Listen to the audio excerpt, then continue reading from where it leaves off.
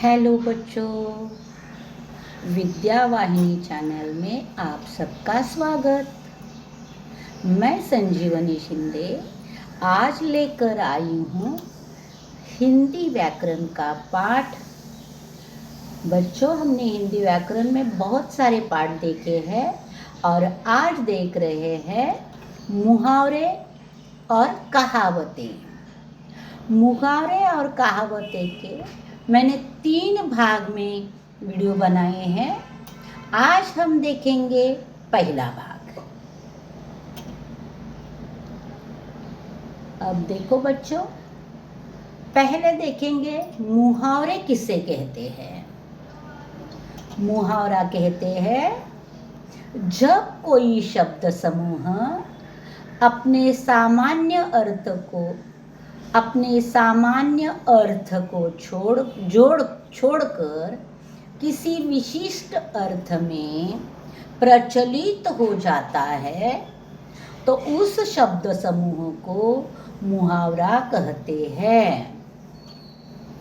मुहावरों का जन्म लोक जीवन में होने वाली आम बातचीत से हुआ है।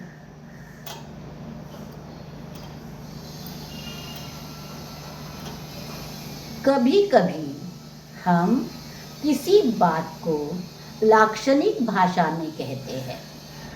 यही बात धीरे धीरे मुहावरे का रूप धारण कर लेती है। मुहावरे का सार्थक प्रयोग करने से भाषा प्रभावशाली एवं सजीव बनती है। एक मुहावरा इतना कह जाता है कि जितना हम लंबी चौड़ी भूमिका लेकर भी नहीं कह सकते। और देखो कि जैसे गागर में सागर भरना कहते हैं, वैसे मुहावरे में बहुत कुछ भरा हुआ रहता है। एक मुहावरे को अगर विस्तार से हम कहते जाएंगे तो 2 पंक्तियाँ, 5 पंक्तियाँ, 20 पंक्तियाँ भी कह सकते हैं। इतना भरा हुआ उसमें होता है। और एक बात हमेशा याद रखना कि यहाँ कहा गया है कि मुहावरे का सार्थक प्रयोग करने से भाषा प्रभावशाली एवं सजीव बनती है। तो आप जो कहानी लेखन करते हो, निबंध लेखन करते हो, उसमें अगर मुहावरों का प्रयोग आप करते जाओगे तो आपका निबंध या कहानी ज़्यादा आकर्षक बन सकती है। मुहावरे का वाक्य में प्रयोग करने से हम विस्तृत जानकारी संक्षेप में बता सकते हैं। यानी बहुत कुछ, जैसे मैंने कहा कि गागर में सागर भरना, कि बहुत कुछ ज़्यादा जानकारी हम मुहावरों के कम शब्दों में कह सकते हैं। मुहावरे भाषा को सुंदरता प्रदान करते हैं। और इसीलिए कहा ना मैंने कि आपकी कहानी, निबंध, ऐसे में अगर आप मुहावरे का प्रयोग करोगे तो आपकी भाषा प्रभावशाली होगी, आपकी भाषा सुंदर दिखेगी। मुहावरे के उचित प्रयोग से भाषा रोचक तथा प्रवाहवान बनती है। और इसीलिए मुहावरों का अपनी भाषा में, अपनी लिखान में प्रयोग करना जरूरी होता है। वाक्य में मुहावरे का प्रयोग करने के बाद उसका वास्तविक अर्थ स्पष्ट होना चाहिए। यानी जो वास्तविक अर्थ है वह स्पष्ट होना चाहिए। उसी प्रकार का मुहावरा, यानी सही जगह सही मुहावरे का प्रयोग करना आना बहुत बहुत जरूरी होता है। अब हम देखेंगे मुहावरे और कहावतें, इसमें क्या अंतर होता है। तो मुहावरों का शाब्दिक अर्थ आम तौर पर समझ में नहीं आता। यानी मुहावरे के 2-3 शब्द बोले और पूरा अर्थ समझ में आया, ऐसे नहीं होता, थोड़ा सोचना पड़ता है। वैसे कहावतों का शाब्दिक अर्थ समझने में आसान होता है।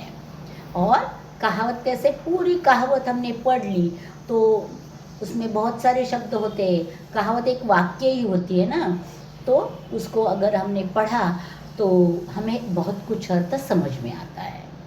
मुहावरों का इस्तेमाल वाक्य के बीच, वाक्य के अंत में या वाक्य की शुरुआत में किया जा सकता है। यानी वाक्य का मुहावरे का वाक्य में प्रयोग करते वक्त वो वाक्य के बीच में कभी कर सकते हैं हम, कभी वाक्य के अंत में कर सकते हैं, कभी वाक्य के शुरुआत में भी कर सकते हैं। कहावतें पूरी वाक्य होती है और यहाँ वाक्य के बीच में, वाक्य के शुरू में की जरूरत ही नहीं है। कहावत एक अपना वाक्य ही होती है। और क्या क्या अंतर है देखेंगे हम। मुहावरे सिर्फ रंगीन और गैर शाब्दिक होते हैं और कहावतें आमतौर पर नैतिक या शिक्षाप्रद होती है, यानी जिससे सीख मिलती है कुछ ना कुछ। तो मुहावरे छोटे होते हैं, कहावतें जैसे कि मुहावरे 1, 2, 3 शब्दों के होते हैं, कभी 4 शब्दों के भी होते हैं, लेकिन कहावत पूरा वाक्य होती है। तो कहावतें अक्सर मुहावरों से ज़्यादा लंबी होती है। मुहावरों का इस्तेमाल भाषा को बल देने के लिए किया जाता है और कहावतों का इस्तेमाल किसी घटना विशेष के लिए किया जाता है। परीक्षा में मुहावरे से संबंधित 3 प्रकार के प्रश्न पूछे जाते हैं। सबसे पहला प्रश्न आता है, मुहावरे और अर्थ की जोड़ियाँ बनाइए। ये ज़्यादातर 7वीं कक्षा तक का प्रश्न आ जाता है कि मुहावरे के अर्थ एक बाजू में दिए जाते हैं और मुहावरे दूसरे बाजू में दिए जाते हैं और दोनों की जोड़ियाँ बनाने के लिए कहा जाता है। दूसरा प्रश्न आता है, वाक्य दिया जाता है, वाक्य में मुहावरे का अर्थ होता है, उसे रेखांकित किया होता है, वह रेखांकित हिस्सा बाहर निकालना और उस जगह सही मुहावरा सही जगह और सही ढंग से लगाना जरूरी होता है। फिर आता है, मुहावरे का अर्थ लिखकर सार्थक वाक्य में प्रयोग कीजिए। मुहावरे का अर्थ, मुहावरा दिया जाता है, उसे लिख लेना, फिर उसका अर्थ लिखना, फिर उसका वाक्य बनाना। यहाँ अर्थ के लिए आधा अंक होता है, वाक्य के लिए आधा अंक होता है। प्रश्न क्रमांक 2 और 3 के प्रकार के प्रश्न ज़्यादातर 8वीं, 9वीं और 10वीं कक्षा के लिए पूछे जाते हैं। 10वीं के आगे वालों के लिए भी मुहावरों का अर्थ और वाक्य में प्रयोग आता है।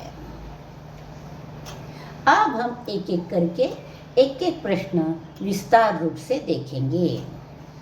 यहाँ कुछ शब्द समूह दिए गए हैं जिनके सामने उस अर्थ का मुहावरा दिया है। शब्द समूह और मुहावरे। शब्द समूह है बाधाएं उत्पन्न करना, मुहावरा है उसके लिए कांटे बिछाना, कांटे बिछाना। बुद्धि से काम न लेना, अक्ल पर पत्थर पड़ना। अनुमान से जान लेना, ताड़ लेना।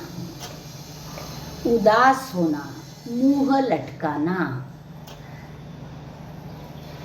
अब आएगा अगला, बहुत बड़ा। देखो 5वां भी इधर वाला है, जो है पहले मैं पढ़ रही हूँ वह है अर्थ, और दूसरा हिस्सा जो है वह है मुहावरा। बहुत बड़ा चढ़ाकर कहना, तिल का ताड़ बनाना। ताड़ का पेड़ होता है ना बड़ा सा, और तिल कितना छोटा सा होता है, उस तिल को ताड़ के पेड़ जैसा बनाना, यानी कि बहुत छोटी सी बात को बहुत बड़ा बड़ा कर कहना। निश्चय करना, इन्हें कोई कुछ भी निश्चय करता है, मैं परीक्षा में पहला आऊँगा या कुछ भी, तो जो निश्चय करना है उसके लिए मुहावरा है ठान लेना। बहुत तंग करना, नाक में दम करना। बहुत तंग कोई कर रहा है तो देखो, ज़्यादातर दादी माँ या माँ कहती है बच्चों ने नाक में दम कर रखा है, यानी बच्चों ने मुझे बहुत तंग किया है, ऐसा उसका अर्थ होता है। उसके बाद बहुत बुद्धि लगना ना, अरे बहुत बुद्धि लगाना, यहाँ गलत हो गया है मुहावरा, हम देखेंगे आगे।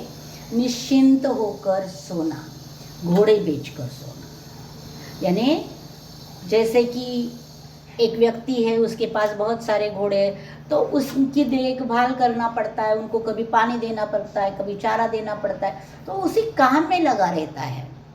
लेकिन जब वो घोड़े बेच देता है तो उसको काम ही नहीं रहता, तो वो निश्चिंत होकर सोता है। तो इसका मतलब किसी आगे पीछे की बातों का विचार नहीं, कुछ नहीं है, शांति से सोया है, तो उसे कहता है कि जैसे घोड़े बेचकर सोया है। देखो बच्चों, इस प्रकार मैंने 10 अर्थ दिए हैं और 10 मुहावरे दिए हैं। बच्चों, आपकी 5वीं की पाठ्य पुस्तक हो, 10वीं की हो, 12वीं की हो, आपकी पाठ्य पुस्तक में पाठ में आए हुए मुहावरे पाठ के नीचे दिए जाते हैं, तो उनको आप अलग से लिखने की आदत डालो। पहला पाठ हो गया मुहावरे अलग से, उसके नीचे दूसरे पाठ के, उसके नीचे तीसरे पाठ के। और पाठ्य पुस्तक में ज़्यादातर मुहावरे और अर्थ दिए जाते हैं, वाक्य का उपयोग आपको करना पड़ता है, तो उसका संग्रह एक साथ करती जाइए हर साल। तो जैसे परीक्षा आई तो मुहावरे का पेज खोला, जितने आप परीक्षा के लिए 5 पाठ है, 5 पाठ के नीचे जितने मुहावरे, उतने सारे मुहावरे एक साथ आपको मिलेंगे, और आप उतने पढ़कर गए तो आपको उससे बाहर वाला मुहावरा आएगा ही नहीं। तो इसके लिए बहुत अच्छे से मुहावरे की पढ़ाई शुरू से करते रहो हर साल, 5वीं कक्षा का बच्चा हो या 7वीं कक्षा का हो या 10वीं का हो, हर कोई अपने अपनी। और हर बार जब समझ लो पहले पाठ के नीचे 2 मुहावरे हैं, उनके अर्थ दिए हैं, तो मुहावरा लिखो, अर्थ लिखो, वाक्य में प्रयोग करके रख दो। फिर दूसरा मुहावरा, फिर तीसरा मुहावरा। अगर पाठ के नीचे 2 ही मुहावरे हैं लेकिन पाठ के अंदर और 2 है कि जो पाठ के नीचे दिए नहीं हैं, तो वो 2 भी वहाँ निकाल लो।